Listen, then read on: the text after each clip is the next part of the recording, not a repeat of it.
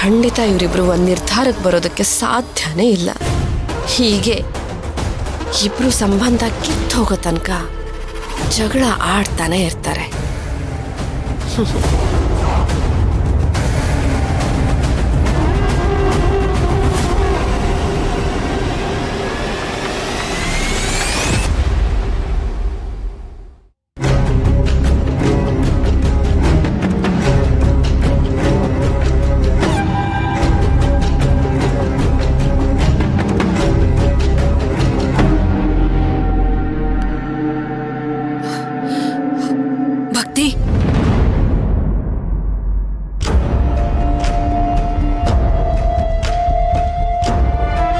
ಎಲ್ಲರೂ ಸರಿಯಾದ ಸಮಯಕ್ಕೆ ಬಂದಿದ್ದೀರಾ. ಇರಿ, ಮಂಗಳಾರತಿ ಮಾಡಿ ಕೊಟ್ಬಿಡ್ತೀನಿ. ಹಾ,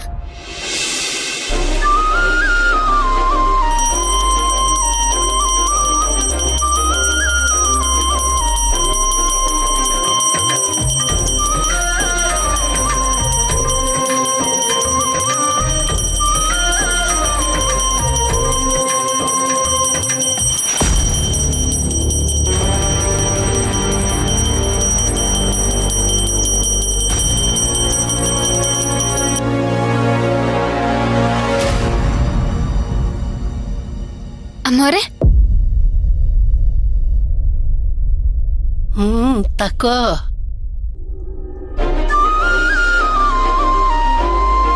ಅಜ್ಜಿ,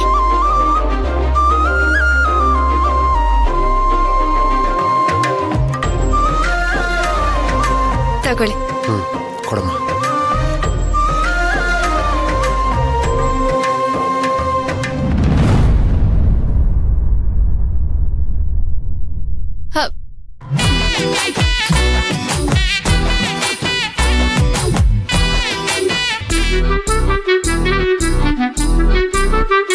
ಭಕ್ತಿ, ಮೊದಲು ಇದನ್ನ ಹೊರಗಡೆ ಬಿಸಾಕು.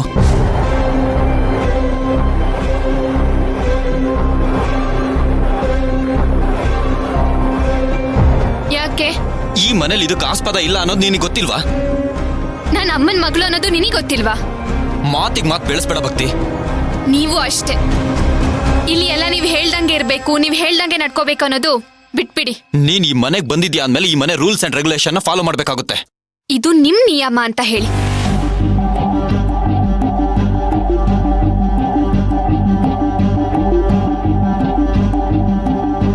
ಇಲ್ಲಿ ಯಾರಿಗಾದ್ರೂ ನೀವ್ ಹೇಳ್ತಿರೋದು ಇಷ್ಟ ಆಗ್ತಿದೆ ಅಂತ ಕೇಳಿ ಒಂದ್ಸರಿ. ಕೇಳಲ್ಲ. ಈ ವಿಷಯದಲ್ಲಿ ನಾನು ಯಾರ ಮಾತನ್ನು ಕೇಳಲ್ಲ. ಹಾಗಿದ್ರೆ ನಾನು ಕೇಳಲ್ಲ.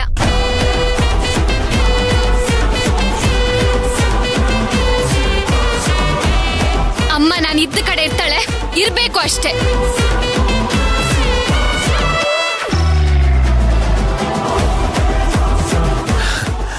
ಶಂಕರಮ್ಮ, ಕಾಪಾಡಮ್ಮ.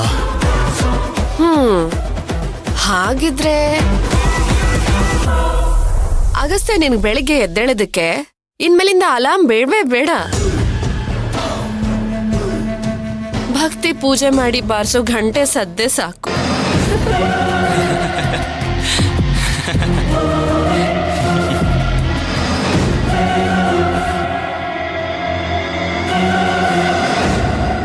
ಭಕ್ತಿ, ಪ್ರಶ್ನೆ ಅನ್ನೋ ಹಾಗೆ ಮಾತಾಡ್ಬೇಡ.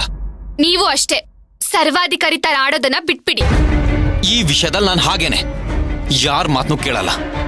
ಮತ್ ಇವಳಿಗಿಲ್ಲಿ ಸ್ಥಾನನೂ ಇಲ್ಲ.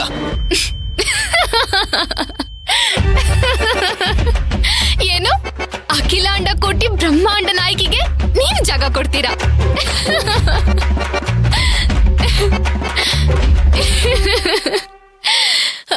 ಅಜ್ಜಿ, ಬಹುಶಃ ನಿಮ್ಮ ಮೊಮ್ಮಗನ್ಗೆ ನಮ್ಮ ಅಮ್ಮನ ಕತೆ ಗೊತ್ತಿಲ್ಲ ಅನ್ಸುತ್ತೆ. ಗೊತ್ತಾಗದು ಬೇಡ. ನೀನ್ ಕೇಳ್ದಂಗೆ ಅದ್ ಬರೀ ಕತೆ,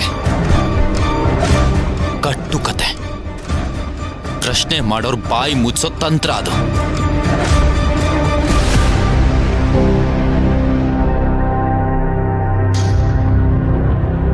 ಈ ವಿಷಯ ಮತ್ತೆ ರಿಪೀಟ್ ಆದ್ರೆ ಈ ಅಗಸ್ತ್ಯ ಮಾತಾಡೋ ರೀತಿ ಬೇರೆನೇ ಆಗಿರುತ್ತೆ ಅನ್ನೋದು ನಿನಗೆ ನೆನ್ಪಿರ್ಲಿ.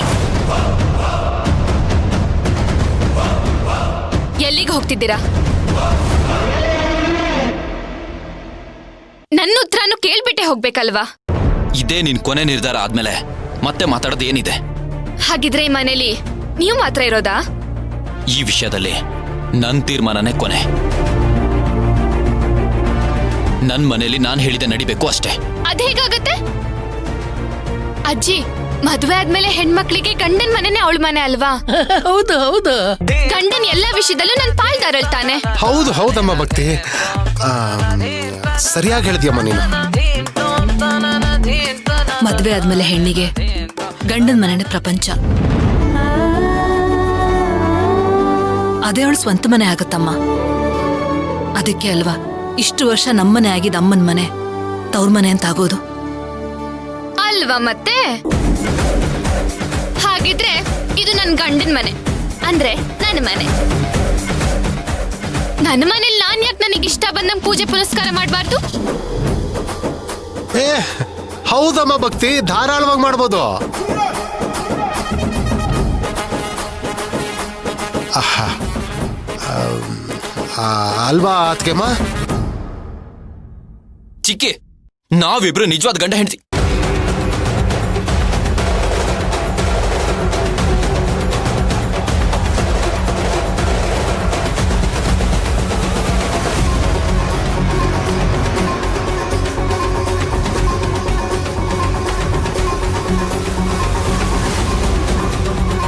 ಅಗಸ್ತ್ಯ, ಯಾಕೆ ಅರ್ಧಕ್ಕೆ ಮಾತು ನಿಲ್ಲಿಸ್ಬಿಟ್ಟೆ?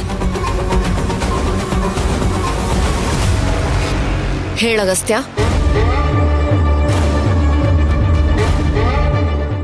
ಹೇಳಿ, ಅದೇನ್ ಹೇಳ್ಬೇಕಂತಿದ್ದೀರಾ ಹೇಳಿ. ಶಕ್ತಿ, ನೀನ್ ನನ್ನ ಅಸಹಾಯಕತೆನ ಅಡ್ವಾಂಟೇಜ್ ಆಗಿ ತಗೋತಿದ್ಯಲ್ವಾ? ಹಾಗನ್ಕೊಂಡ್ರು ಪರವಾಗಿಲ್ಲ. ನನ್ನಮ್ಮ ನನ್ ಜೊತೆಲೇ ಇರ್ಬೇಕು. ನೀನ್ ಮಾಡ್ತಿರೋದು ಸರಿ ಇಲ್ಲ ಚಿಕ್ಕಿ. ನೀವು ಮಾಡ್ತಿರೋದು ಸರಿ ಇಲ್ಲ ಅಗಸ್ತ್ಯ ಅವರೇ.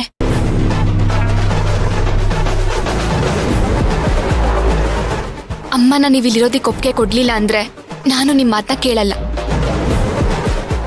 ಒಪ್ಪಂದ ನೆನಪಿದೆ ಅಲ್ವಾ? ಇಬ್ರು ಒಬ್ರಿಗೊಬ್ರು ಮ್ಯೂಚುವಲ್ ಆಗಿ ಸಹಾಯ ಮಾಡ್ಕೊಂಡಿದ್ರೆ ಮಾತ್ರ 6 ತಿಂಗಳು ಎಲ್ಲ ಸರಾಗವಾಗಿ ಏನು ತೊಂದರೆ ಇಲ್ಲದೆ ಕಳಿಯುತ್ತೆ. ಇಲ್ಲ ಅಂದ್ರೆ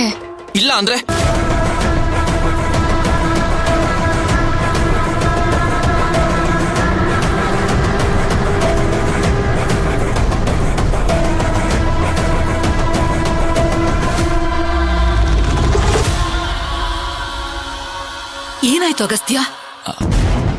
ಅಮ್ಮ, ಅದು